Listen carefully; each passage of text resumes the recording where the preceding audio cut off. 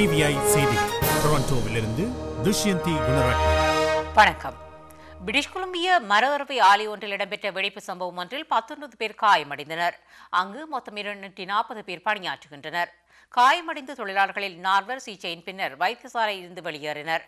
மேலும் 4 மேலதிக சிகிச்சைகளுக்காக வான்கூவர் மற்றும் எட்மண்டன் வைத்தியசாலைகளுக்கு கொண்டு செல்லப்பட்டனர். தொழிற்சாலை முற்றாக அழிந்துள்ளதாகவும் கூறப்படுகிறது.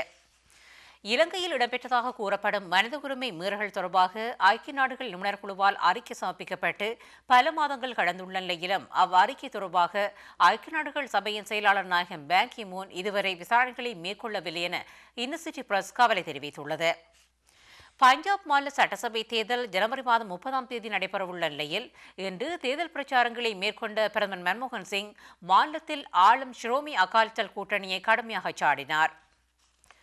நைஜீரியாவின் கேனோ நகரில் உள்ள போலீஸ் நிலையங்கள் உட்பட 8 இலக்குகள் மீது ஒருங்கிணைந்து நடத்தப்பட்ட தாக்குதல்களை இஸ்லாமிய அமைப்பான போகோ ஹராம் உரிமை கோரியுள்ளது.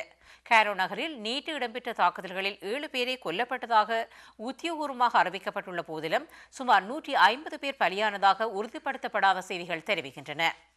விரிவான செய்திகளை அறிய டிவியின் செய்தி அறிக்கையை பாருங்கள்.